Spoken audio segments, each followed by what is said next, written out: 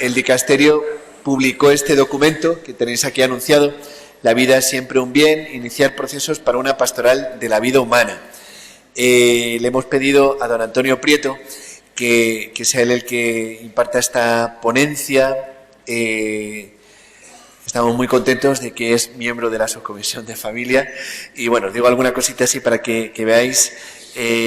Nació en 1974, hizo unos cursos de medicina, fue ordenado sacerdote el 2 de julio del 2000, así que bodas de plata, ¿no? Bodas de plata de sacerdote. No había hilado yo que estamos a 2025, enhorabuena. Luego un montonazo de cargos, servicios en la diócesis de Córdoba, muchos, y aquí sale vestido de obispo, porque el 1 de abril del año 2023 el Papa Francisco lo nombró obispo de Alcalá de Henares y fue consagrado el 10 de junio de 2023 obispo. Y bueno, y está con nosotros en la subcomisión, le agradecemos muchísimo. Bueno, y no he dicho que eres doctor en teología moral, bueno, que una maravilla, así que muchas gracias de corazón.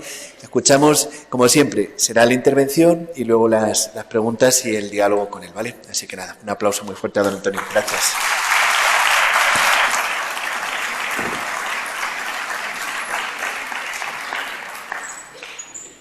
Bueno, muchas gracias por la invitación y por la escucha de antemano. Así ya casi al final de la jornada, igual estamos un poco cansados.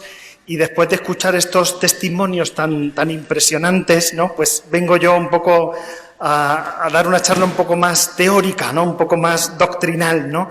Pero bueno, espero que os sirva. Creo que no voy a decir nada que no sepáis, pero en estas cosas repetir es aprender, ¿no?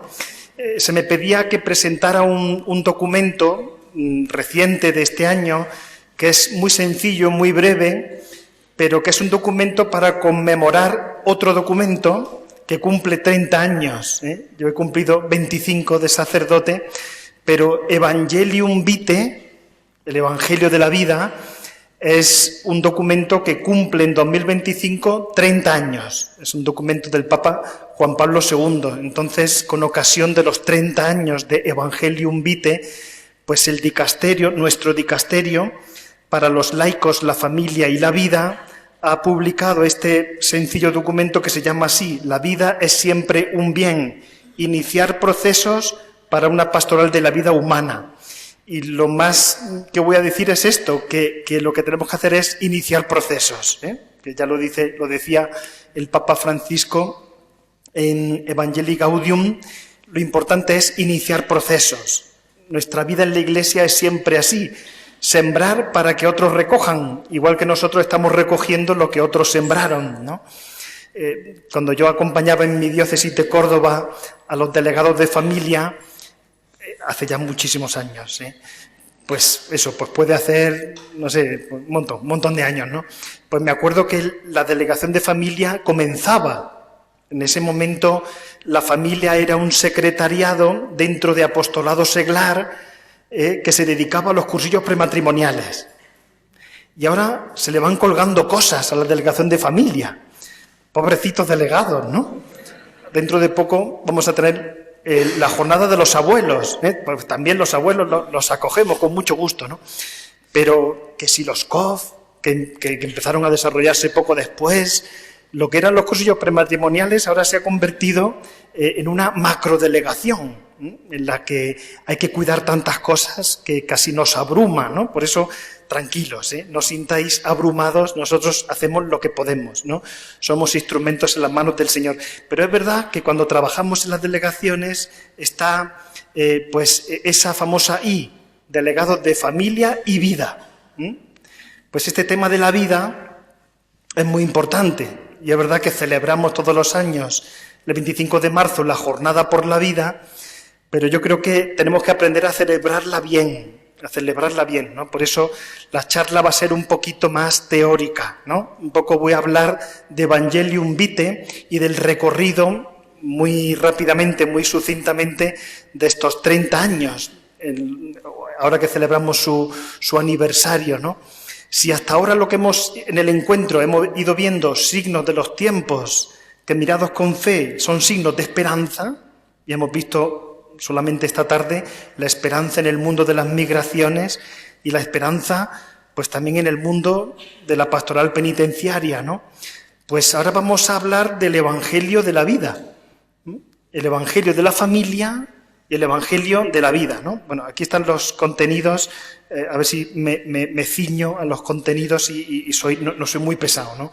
Lo primero es una referencia a Evangelium Vitae del Papa Juan Pablo II, el Papa de la familia, podríamos decir el Papa de la vida, también porque aquella encíclica fue una encíclica profética, como muchas de las suyas, ¿no?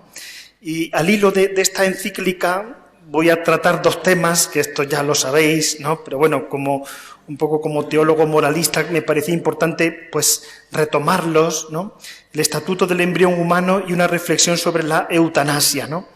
Para luego ver otros temas que han ido surgiendo, y lo estamos viendo en este encuentro, en estos 30 años, ¿no? Sobre todo Dignitas Personae, ¿no? Digo así en latín, Personae, del año 2008, que es cuando hay como una explosión de las técnicas de reproducción artificial, ¿no? Y más recientemente, bueno, también se modificó la redacción del Catecismo sobre la pena de muerte, y Dignitas Infinita del año pasado, ¿no? Que también trata otros nuevos temas que surgen en este Evangelio de la vida, ¿no? Para terminar con una reflexión más práctica sobre qué podemos hacer, ¿no? Qué es lo que propone este último documento, La vida es siempre un bien, del año 2025. Más o menos, ¿verdad? Vamos a ver Evangelium Vitae, una reflexión sobre el aborto y la eutanasia, luego nuevos problemas que han surgido en la pastoral de la vida y qué podemos hacer como delegación, ¿no? Evangelium Vitae es una encíclica profética, surgió porque el consistorio de los cardenales se lo pidió al Papa. Había mucha preocupación entre los cardenales cuando se reunían, pues porque la vida se veía amenazada, sobre todo por estas dos grandes cuestiones, ¿no? El aborto y la eutanasia. ¿Y qué viene a decir? ¿Cuáles son las tesis de fondo? Que la vida humana es sagrada, es un derecho y es siempre un bien. Por eso el título de este último documento del año 2025 está tomado de Evangelium Vitae número 31. La vida es siempre un bien. La vida humana es sagrada. ¿Por qué? Porque la persona humana es imagen de Dios. Todos nosotros llevamos una huella de Dios. La imagen de Dios está grabada en cada uno de nosotros. Hemos sido llamados por Dios para la comunión con Él. Tenemos, por lo tanto, una misión en la tierra. Todos tenemos una misión en la tierra. Quizá alguna sea más importante que otra, pero todos tenemos algo que hacer aquí. Nuestra vida tiene un sentido. Esto conviene recordarlo los lunes por la mañana, ¿eh? Y tenemos un destino eterno. Uno dice, ¿qué hago yo aquí? ¿No? Me decía a mí el padre espiritual en el seminario que el cura a veces tiene la crisis del pintor. La crisis del pintor, cuando uno se pregunta, ¿yo aquí qué pinto? ¿No? ¿Yo aquí qué pinto? ¿No? Pues la crisis del pintor, cuando sintáis esa pregunta, ¿yo aquí qué pinto? ¿No? Pues pensad que tenéis una misión en la tierra y un destino eterno, sin fecha de caducidad. La vida es algo maravilloso, maravilloso. Por eso la vida es un valor que hay que custodiar con todas nuestras fuerzas, porque Dios la da, porque nos hace partícipes de esa vida que es rebosante, que es la vida de Dios en nosotros, ¿no? Por lo tanto, somos personas, somos sujetos, no somos objetos. Si hay algo que viola más la dignidad humana es reducir una persona a un objeto. Pero nosotros no somos objetos, somos sujetos, no somos algo, somos alguien. No formamos parte del decorado, somos actores. Si la vida fuera una comedia, o fuera el gran teatro del mundo, decía Calderón de la Barca, nosotros no somos parte del escenario, nosotros somos actores. Tenemos que actuar, ser los protagonistas de la vida, ¿no? Hablábamos en la comida de los perritos, ¿no? Que ahora les queremos mucho, que yo les contaba que me llamaba un cura hace poco y me decía que una novia que se iba a casar quería que los anillos los llevara su perrito, ¿no? Y el cura le dijo que no. Y dijo, pero si mi perrito ha estado siempre ahí en mi vida, cosa que no han hecho otras personas, ni siquiera de mi familia. Para mí mi perro es muy importante. Si no está el perro, no me caso. El cura le tuvo que decir, bueno, podemos arreglarlo de otra manera, a ver cómo vamos a estudiarlo. Bueno, pues el perro, por muy fiel que sea, forma parte del decorado. Aunque cueste decirlo, pero es así. Aunque ahora les ponen esos vestiditos y les llevan en carrito y todo, ¿no? Pero es una proyección, es proyectar una personalidad en un animal, pero forman parte del decorado. En cambio, la persona humana es alguien, no es algo, no es una cosa, tiene esa dignidad inviolable.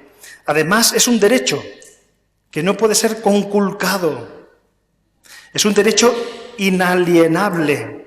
Nadie se puede saltar ese derecho. Nadie se puede saltar ese derecho. Dice Evangelium Vitae, número 4, amplios sectores de la opinión pública justifican algunos atentados contra la vida en nombre de los derechos de la libertad individual. 1995. Cualquiera que lo leyera diría, anda ya, ¿cómo va a ser el aborto un derecho? Como mucho que se despenalice en algunos supuestos. Qué profetismo, ¿verdad? Si el Papa levantara la cabeza y viera que ya en Francia, en la Unión Europea, se afirma el aborto como un derecho de la persona. ¿Cómo puede ser un derecho? Decía el Papa en el número 21, la cultura de la muerte. Esta palabra es de Juan Pablo II, la cultura de la muerte. Fijaos que cuando escribió Familiares Consorcio, que esa es como nuestro libro de cabecera, ¿no? Amor y Leticia y Familiares Consorcio son los 2 libritos que tenemos que tener en la mesita de noche, ¿no? Pero cuando la escribe, en 1984, habla de la cultura antivida, anti-life mentality, ¿no? La mentalidad antivida. Bueno, pues 11 años después ya habla cultura de la muerte. Cultura de la muerte, ¿no? Se produce porque hay un eclipse de nuestras conciencias que deriva de un otro eclipse, el eclipse del sentido de Dios. Me parece afirmaciones muy fuertes de la encíclica, ¿no? Me hacen pensar en lo que decía Dostoyevsky, ¿no? Decía, si Dios no existe, todo está permitido. Los hermanos Karamazov, ¿no? Si Dios no existe, todo está permitido, ¿no? Es tremendo cómo se llega a anular nuestra conciencia, porque es esa vocecita que siempre está emitiendo, es como esa radio que siempre está emitiendo, que nos acompaña siempre, ¿no? Decían los teólogos que hay una conciencia antecedente, concomitante y consecuente, ¿no? Eso que he dicho así con palabras es como decir, no lo haga, no lo haga, no lo haga, no lo haga. Lo estás haciendo, no deberías estarlo haciendo, ¿no? No deberías haberlo hecho, no deberías haberlo hecho, ¿no? Siempre está emitiendo, ¿no? Antecedente, concomitante y consecuente, ¿no? ¿Cómo es posible que se adormezca una conciencia, ¿no? Muchos dicen que es por el emotivismo ambiental. Vivimos una sociedad totalmente emotiva, en la que nos movemos por sentimientos, no por razones, por emociones, ¿no? De tal manera que siempre una cosa ha estado bien o ha estado mal, si correspondía a nuestra naturaleza o no, si respetaba o no la ley divina, pero ahora una cosa está bien o mal, si yo me siento bien subjetivamente, ¿qué mal le hago yo a nadie? ¿No? Los jóvenes nos preguntan si están bien las relaciones prematrimoniales. Le decimos, no, mira, el matrimonio, hay que esperar al matrimonio. Hombre, yo no me acostaría con cualquiera, pero con mi novio, que llevo ya 7 años con él, ¿no? Que nos vamos a casar. De verdad, padre, se lo prometo que me voy a casar con él, ¿eh?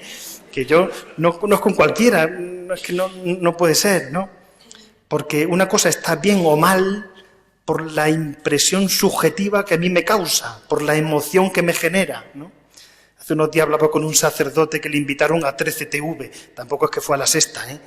A 13TV, a un programa para hablar de temas de moral y no salió contento de esto de estas veces que no hilan las ideas bien, que no.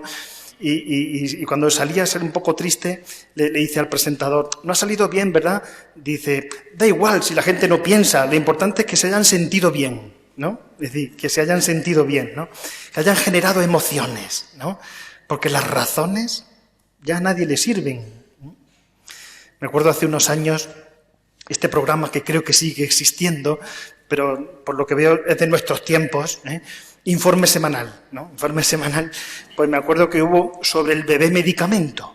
El bebé medicamento era una familia, me parece que era de Huelva, que habían tenido un hijo, era una familia que podían tener hijos de manera natural, pero habían tenido un hijo in vitro para que fuera seleccionado, para que se le hiciera el diagnóstico preimplanto antes de implantarlo, porque tenía su hijo mayor, el primer hijo, tenía una enfermedad, la beta-talasemia, y necesitaba puestas como piezas de recambio. Entonces, tuvieron un hijo de manera artificial seleccionado para que no contrajera la enfermedad y pudiera recibir donaciones porque eran compatibles, el hermano mayor y el menor eran compatibles. Es como tener un hijo como de piezas de repuesto para otro, ¿no? Esto va un poco contra la dignidad, se entiende, ¿no? Porque todos tenemos derecho a nacer por nosotros mismos, no para ser piezas para otro, ¿no? Bueno, pues el reportaje estaba muy emotivamente hecho, ¿no? Aparecía una primera parte, que era un reportaje de unos cuantos minutos, digamos el primer minuto, se ve el niño, el primer niño, el que ha contraído la enfermedad genética, ¿no? Pues todo aparece en blanco y negro, ¿no? Aparece la madre muy triste, pues un poco despeinada, tal. El padre no aparece, ¿no? El niño aparece en la cama, enfermo. Esto es terrible, pero es así, es la enfermedad, ¿no? La siguiente escena, me acuerdo que yo estaba viendo aquello, ¿no? Pues aparece un médico con su bata blanca, impecable, y detrás un montón de ordenadores, ahí, la técnica, la ciencia, ¿no? Tal, explicando así más o menos qué es lo que iba a hacer, ¿no? Pues que ahora la ciencia ha avanzado mucho, porque vamos a estar como el hombre de las cavernas. Ahora la ciencia ha avanzado mucho, ahora ya todas las enfermedades tienen solución, ¿no? La siguiente imagen ya aparece el segundo hijo, ya ha nacido, que la mujer ha ido a la peluquería, sale muy guapa, las imágenes son en blanco y negro, ahora ya la música es muy divertida, aparece el marido y ya los dos niños, por supuesto el enfermo ya se ha puesto bueno, jugando al balón, ¿no?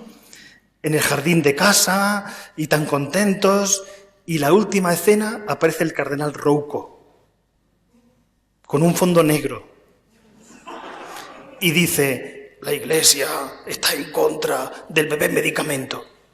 Y se acaba el documental. Cuando acabó, hasta yo estaba a favor del bebé medicamento. Claro, si te lo presentan así, o sea, tú no piensas, lo importante es qué impresión te causa, ¿no? Es decir, ¿qué sientes? Lógicamente, yo siento bastante más pena de ver morir a mi perro que de ver morir a un embrión. ¿Quién siente pena? Si un embrión no sufre, tú no le ves que sufra. Pero sí sufre, ¿no? Pero no es emotivo, eso no es emotivo, ¿no? Entonces tenemos que tener mucho cuidado porque la conciencia se anula por el emotivismo ambiental, ¿no? Bueno, pues la vida es sagrada, es un derecho, es siempre un bien, y decía el Papa Francisco en Amoris Laetitia, decía, la defensa de la vida habla de la calidad de una civilización. Una civilización en la que no se defiende la vida es una civilización enferma, como la nuestra, ¿no? Bueno, Evangelium Vitae habla de amenazas contra la vida y amenazas contra la dignidad humana. Yo pongo aquí unas cuantas que aparecen en la encíclica, pero ahora habría más incluso, ¿no? Contra la vida, pues el hambre, las epidemias, la guerra, homicidio, suicidio, la pena de muerte. El suicidio lo he puesto 2 veces porque sería el suicidio asistido, ¿no? La eutanasia, el aborto, el infanticidio. Decíamos, el infanticidio. ¿Cómo se va a llegar a eso? ¿Saben lo que es? Ya no es matar a alguien antes de que nazca, sino en el momento de nacer, después de nacer. Esto ya se está aprobando, ¿no? En Reino Unido, en Estados Unidos, ¿no? Bueno, y amenazas contra la dignidad humana, mutilaciones, tortura, condiciones de vida y de trabajo infrahumanas, esclavitud, prostitución, trata de personas. Bueno, aparecen estas amenazas contra la vida y contra la dignidad humana. Y ahora vamos a lo que Evangelium Vitae considera particulares amenazas, porque son, algunas las ha habido siempre, las guerras las ha habido siempre, el hambre lo ha habido siempre, pero cuando se escribe Evangelium Vitae, los cardenales le piden al Papa que lo haga porque están surgiendo nuevos desafíos a los cuales nosotros ya nos vamos acostumbrando. Por ejemplo, la anticoncepción y la esterilización, ¿no? Esterilizar a una mujer después de una tercera o cuarta cesárea se está convirtiendo en una praxis médica habitual, ¿no? Bueno, pues esto preocupa con el desplome de la natalidad que había en aquella época. Ahora ni os cuento, ¿no? Mucho mayor, ¿no? O el aborto farmacológico. Se conocían ya técnicas de aborto muy, ¿cómo decir? Estas sí que causan bastante emotividad, ¿no? Son las técnicas quirúrgicas, ¿no? Por ejemplo, pues inyectar un veneno, la inyección venenosa, ¿no? O no sé, la aspiración, ¿no? de un bebé, ¿no? Pero surgían ahora nuevas técnicas farmacológicas, ¿no? Habla la encíclica de ingentes sumas de dinero destinadas a la obtención de productos farmacéuticos, ¿no? O sea, el DIU, el dispositivo intrauterino, por ejemplo, siempre se ha vendido como un anticonceptivo. Pero el DIU es abortivo, ¿verdad? Porque se instala, ¿verdad?, en el endometrio e impide la anidación en el caso de que hubiera. Es verdad que los filamentos se impregnan de sustancias espermicidas y es también interceptivo, no es solo antiimplantatorio, porque ya creo que vamos por la 5ª generación de dispositivos intrauterinos, ¿no? Cuando yo estudiaba eran de cobre, ahora se han desarrollado muchísimo, ¿no? Pero causó mucha impresión la RU 486. Estamos en esta época de los años 90. ¿Quién iba a pensar que al poco tiempo surgiría la píldora del día siguiente, ¿no? Ahí tenéis esa foto, esa caja que compran un montón de chicas el domingo por la mañana en las farmacias, ¿eh? Después de una noche quizá de alcohol, de descontrol, ¿no? Pues uno va a la farmacia, aunque sea menor de edad, y te dispensan el levonorgestrel o Norlevo, que es el título, o sea, el nombre comercial, ¿no? Pues para que le llaman anticonceptivo de emergencia. O sea, ¿cómo puede ser un anticonceptivo después de tener relaciones sexuales, ¿no? Incluso yo hablando con algún compañero cuando estudiaba, me dice, no, pero es un anticonceptivo. Me digo, que tú has estudiado igual que yo, el desarrollo embrionario, ¿cómo va a ser un anticonceptivo, no? Bueno, es verdad que tiene una parte anticonceptiva, pero no se puede saber si realmente se produce un aborto en todos los casos, ahora lo veremos, ¿no? Pero ciertamente tiene otra parte abortiva innegable, o las prostaglandinas, otras sustancias, ¿no? O la fecundación in vitro, la FIVET, es la fecundación in vitro con transferencia del embrión, ¿no? Con eliminación de muchísimos embriones.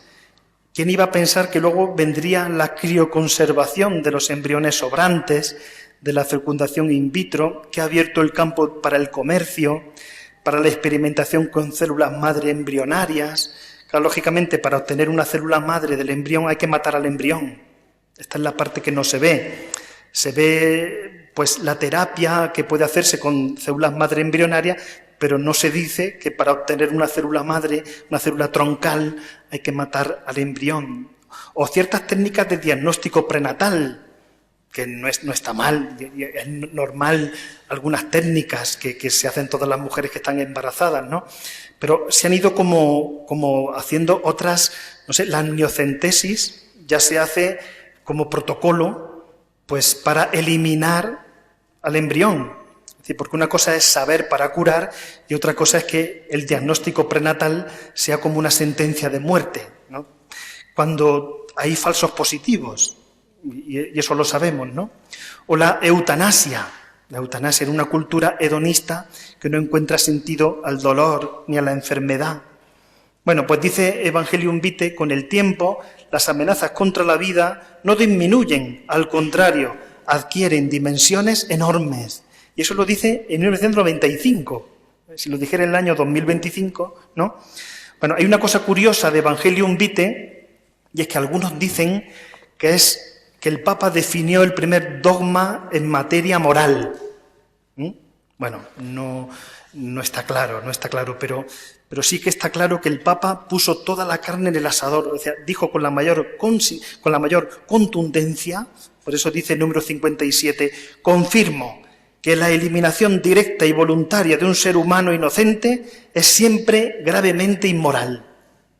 Siempre gravemente inmoral, ¿no? O sea, ¿por qué? Porque es un inocente, porque no puede ni defenderse, ¿no? El niño, el embrión, el feto que está en el vientre de su madre, lo dice con tal contundencia que muchos dijeron que era la primera vez que un papa, por eso he puesto aquí a Pío XII, definiendo el último papa, que define un dogma ex cátedra, 1950, el dogma de la Asunción de la Virgen María a los cielos en cuerpo y alma, ¿no? Pues si el papa había definido un dogma en materia moral, ¿no? Bueno, en cualquier caso, es lo que se llama un magisterio. Saben que cuando el Papa enseña, o la Iglesia cuando define una doctrina, puede ser con la prerrogativa de la infalibilidad o no infalible. Lo que se llama magisterio extraordinario o solemne y magisterio ordinario, ¿no? Pues esto lo dice con la mayor solemnidad, pero para que el Papa enseñe algo de manera infalible, tiene que ser en un concilio ecuménico o porque él hable ex cátedra, ¿no? Y para hablar ex cátedra puede usar cualquier tipo de documento, en este caso es una encíclica, ¿no? Bueno, pero es un magisterio ordinario y universal. Esto en Lumen Gentium se dice, cuando todos los obispos en comunión con el Papa, de manera multisecular, han enseñado una cosa, esa cosa goza de la prerrogativa de la infalibilidad, ¿no? Por lo tanto, la eliminación directa y voluntaria, otra cosa es un aborto espontáneo, ya se entiende, ¿no? Pero la eliminación directa y voluntaria de un ser humano inocente es siempre gravemente inmoral. Aquí estamos en lo que se llama un absoluto moral. O también dice Veritatis Splendor, un acto intrínsecamente malo. Saben que hay algunas cosas que, bueno, podemos decir depende, ¿no? Pero aquí no depende. No depende, ¿no? No sé, por ejemplo, robar, ¿no? Hay ciertos casos, por el destino universal de los bienes, en los que tomar algo de lo que es de otro puede estar justificado, ¿no? ¿Se entiende, no? O hay otro tipo de acciones, por ejemplo, la defensa propia. Si alguien muere tú no le matas directamente, tú lo que haces es defenderte, ¿no? ¿Ven? O sea que hay excepciones, siempre en moral. Me dice, si quieres que algo sea relativo, habla con un moralista, ¿no? Porque parece que siempre hay como una escapatoria. Pero aquí no. Aquí estamos ante un absoluto moral. Sean cuales sean las circunstancias y la intención. Mira, yo es que tenía buena intención. Pues la intención ni las circunstancias cambian el objeto moral, que es absoluto, es un acto intrínsecamente malo. Es decir, el Papa quiso poner aquí toda la contundencia de la enseñanza de la Iglesia, ¿no? Otra cosa curiosa de esta encíclica es la famosa tesis del preembrión. Seguramente habrán oído ustedes algo de esto, ¿no? Y es que esta doctora, he puesto aquí la foto, se llama Mary Warnock, que fue llamada por la Cámara de los Lores del Reino Unido para que creara una comisión, porque había una teoría científica que decía que desde la fecundación hasta la anidación, saben que la fecundación ocurre siempre en el tercio externo de la trompa de Falopio, ¿no? Pues desde la fecundación el embrión va haciendo un camino hasta que se anida en el endometrio, ¿verdad? En el útero. Pues pueden pasar 14 días, ¿no? Como en esos 14 días el embrión puede dar lugar a un gemelo univitelino, que se llama un gemelo monocigótico también se llama, ¿no? Pues eso no es una persona. Es un conjunto de células, es un ser vivo, pero como pueden salir 2 o 3 de ahí o más, pues no es un embrión. Por lo tanto, se podría abortar hasta el día 14. Fijaros que ahora se puede abortar, no sé, hasta un día antes de dar a luz, ¿no? O incluso un día después, ¿no? Por el infanticidio, ¿no? Pero, bueno, pues se abrió un debate, se lo encargaron a esta doctora, que era defensora de esta teoría del preembrión. Ya no hablaríamos de embrión humano, sino de preembrión, ¿no? Y ella redactó el informe Warnock, que lleva su nombre, y se decidió a mano alzada, por votación, si era embrión o no. Es decir, si eso era un sujeto de la especie humana o no. Y salió que no. Lo sentimos. Es lo que se llama la ética del consenso, ¿no? Imagínense que yo digo, ¿qué es de día o de noche? Bueno, esa pregunta porque ahora estamos a media tarde, pero bueno, imagínense, es decir, ¿estamos en Madrid o no? Imagínense que yo lo propongo a votación y sale que no, que estamos en Nueva York. Y yo digo, no, perdonen, de verdad que yo que vivo aquí al lado, que estoy en Alcalá, que esto es Madrid, ¿eh? Usted es un fundamentalista. Se está aquí enfrentando al consenso, todos lo hemos decidido que esto es Nueva York. Y yo me iría alucinando. Pero es que ahora se impone así, la verdad no se reconoce, sino que se vota, ¿no? Votamos lo que es verdad, ¿no? Y si no estás de acuerdo, pues es que eres una especie de fanático, ¿no? Pues no es así, ¿no? Por el hecho de que una célula se separe del embrión y dé lugar a otro embrión, el embrión no deja de ser embrión, ¿verdad? Eso habría que saber un poco de filosofía. Los filósofos decían que es un individuo, es alguien que tiene como una unidad de componentes, ¿no? Y que se diferencia de otra cosa. Yo me diferencio de la botella, ¿no? Ustedes imagínense que yo salgo ahora un momento y digo, esperen un momento que voy a salir. Y al momento de salir me cortan un brazo. Había un señor con un hacha, me la corta. Y vuelvo a la sala sin un brazo. Y ustedes dicen, ¿eso que está ahí delante qué es? ¿No? Dirían, no, es el obispo que nos estaba hablando sin brazo, ¿no? Es decir, porque me corten una parte, no dejo de ser yo, ¿no? Es decir, porque un embrión pierde una célula que da lugar a otro embrión, no deja de ser embrión, ¿no? Y además esa separación ya está inscrita, esto lo dice el consenso de los científicos, en el patrimonio genético del cigoto, que es un embrión de una sola célula en el momento de la fecundación, ¿no? Bueno, pues el Papa se hace eco de todas estas tesis y dice en el número 60, ¿cómo un individuo humano podría no ser persona humana? Si ustedes conocen a un individuo de la especie humana que no sea persona, por favor me lo presentan. Yo no conozco a ninguno. Pero ahora verán cómo hay algunos ideólogos, ¿no?, que vienen a decir que eso de ser persona, que es un término filosófico, es verdad que ningún científico lo puede decir porque rebasa la ciencia, es algo de la filosofía, pero no hay ningún individuo de la especie humana que no sea persona, ¿no? Estamos tres tipos de personas. A veces les decía a mis alumnos, ¿cuántas personas existen? Me decían, no sé, las buenas y las malas, ¿no? No. Hay las personas divinas, que son tres. Hay las personas angélicas, los ángeles son personas. Y cada uno agota su especie. Luego están los individuos de la especie humana, nosotros, que somos personas, ¿no? Luego, esto es lo que viene a decir la encíclica, ¿no? Desde la fecundación, cuando surge una célula con un patrimonio genético totalmente distinto del padre, del de la madre y de cualquier otro individuo de la especie humana, ahí tenemos una persona, que será persona hasta su término natural, aunque sus capacidades se deterioren, aunque esté enferma, aunque esté en estado vegetativo o aunque esas funciones no se desarrollen. Un embrión no tiene autoconciencia, ni autodeterminación, ni pensamiento abstracto, ¿no?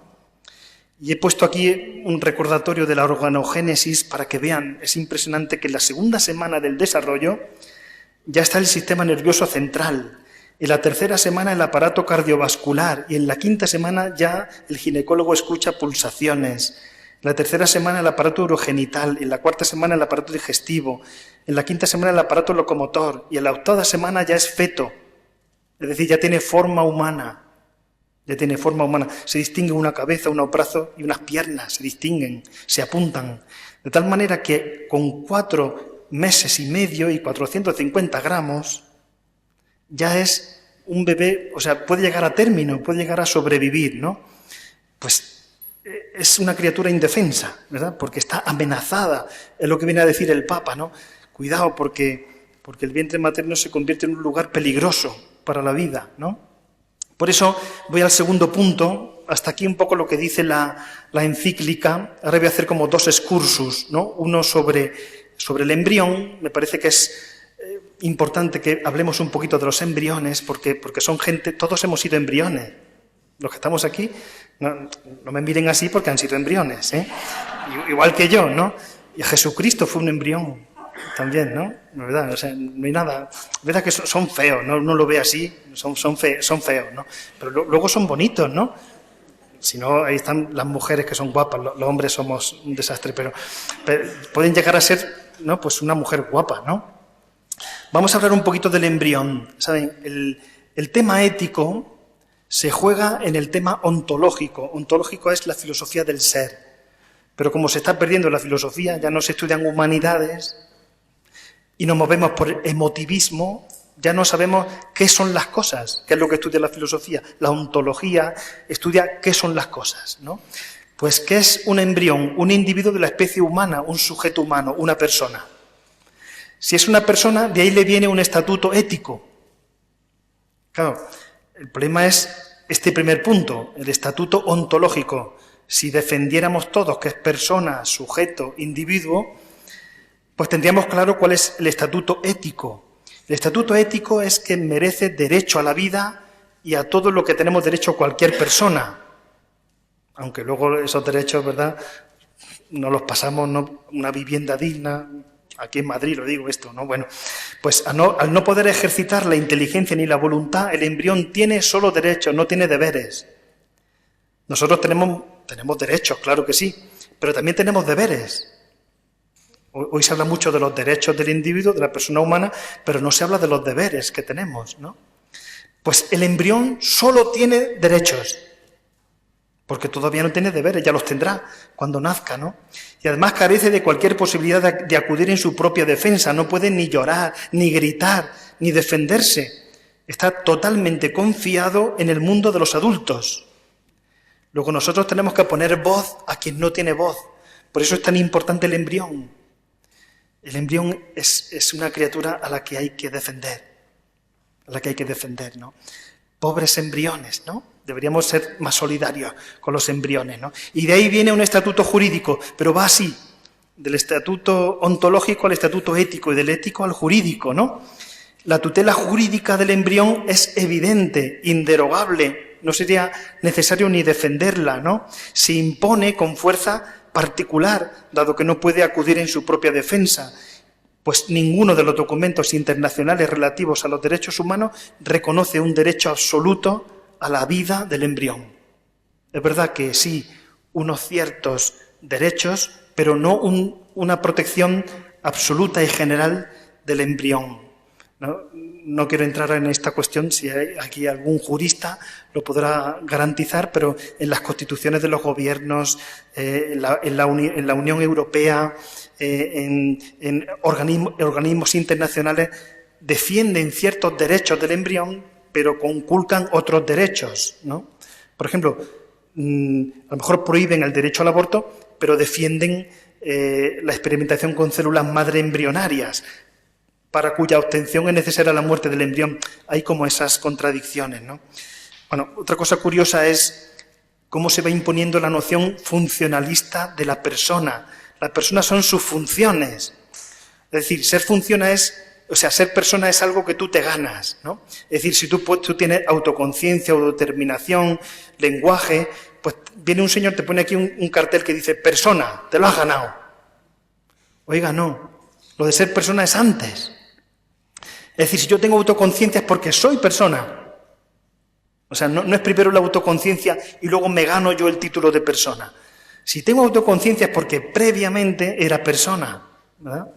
Es decir, la persona es anterior a sus funciones. La persona preexiste, aunque sus funciones estén en potencia, como en el caso del embrión, que se están desarrollando, o esas funciones estén deterioradas, como el enfermo en coma, irreversible.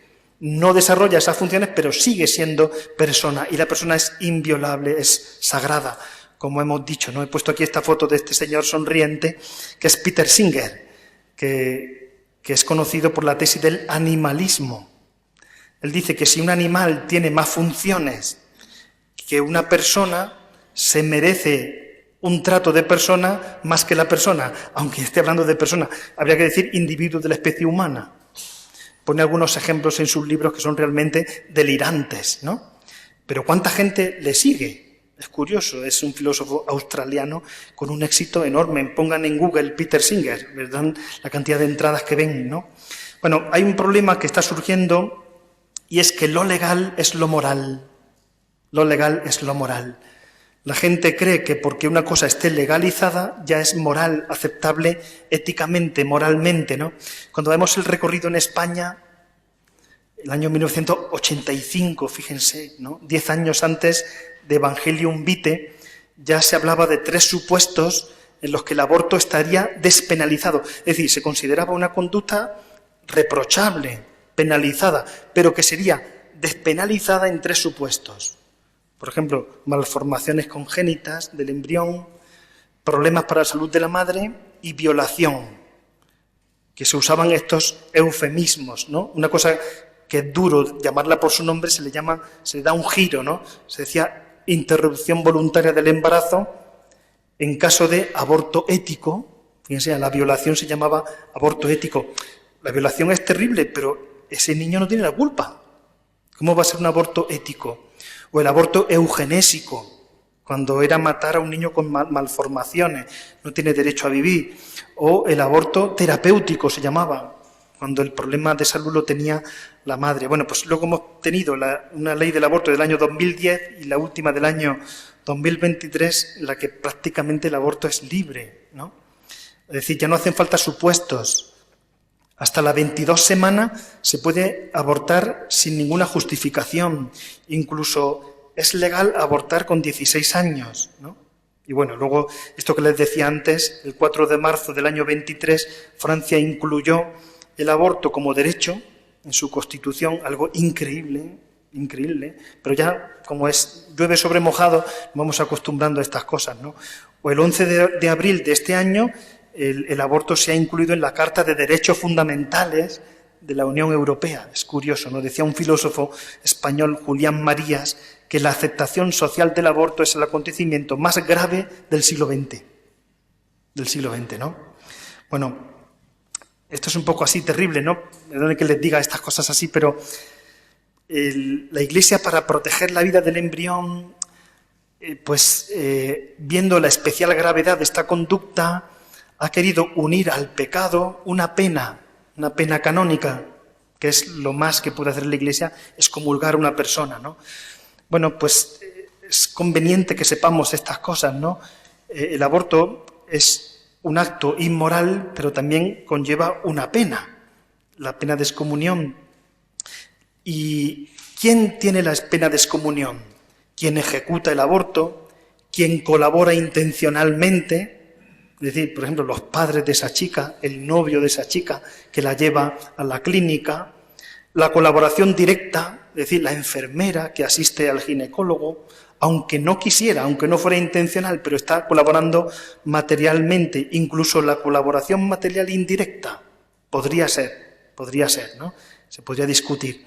Dice el canon 1398, quien procura el aborto, si éste se produce, es decir, esto se llama effectus secuto, si se sigue el efecto, incurre en excomunión late sententie. Late sententie es que no tiene que venir nadie a decretarlo, ocurre automáticamente, en ese momento, ¿no?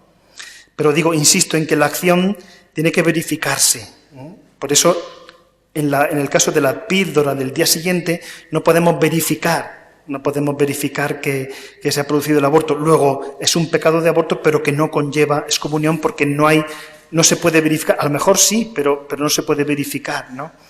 Se requiere la mayoría de edad y el conocimiento de la pena canónica, es decir, que al menos tú supieras que esa acción era muy grave, ¿no? Bueno, y también quien intenta un aborto, aunque éste no se produzca, comete un pecado de aborto. Lógicamente no conlleva la excomunión, ¿no? Es curioso, he puesto aquí a este señor tan feo, ¿no?, que se ha muerto hace poco, pero los que estudiamos un poco de bioética le tenemos cierto cariño. Él es el cardenal Sgreccia, que escribió 2 libracos así de bioética, que hablaba de bioética personalista, ¿no?, en la que dice que los criterios morales no hay que sacarlos del consenso, no hay que sacarlos del emotivismo, sino que hay que tener la frialdad de sacarlos de la naturaleza humana, de la naturaleza personal del hombre. Por eso nosotros manejamos una antropología no reductiva, ni materialista ni inmanentista, sino basada en una realidad corpóreo-espiritual, como somos nosotros, abiertos a la trascendencia. Luego la vida es una misión a realizar y no un mero bien del que gozar y que se posee de modo absoluto. Yo me la doy, yo me la quito. La vida es un don que recibimos de Dios, que no es solo para disfrutar, sino para cumplir una misión que se perpetúa eternamente. Y el sufrimiento es un mal, pero no absoluto. Puede ser portador de valores. Lo decíamos esta mañana, ¿no? Dios se sirve del mal para sacar un bien mayor. Y la muerte tampoco es un fin de todo, no es disolverse en la nada, sino un momento único en nuestra vida, que hemos de vivir bien. Es esa puerta que se abre hacia la eternidad. Bueno, pues quería tener esta reflexión sobre... Voy fatal de tiempo, esto lo calculo yo fatal, pero bueno, voy a hablar un momento de la eutanasia, ¿no? Y el primer punto sería hablar del dolor, que es una señal de alarma, como la fiebre. ¿Qué culpa tiene la fiebre? Te está diciendo que hay una infección, ¿no? Pues el dolor quiere decir que se ha roto una armonía dentro de ti.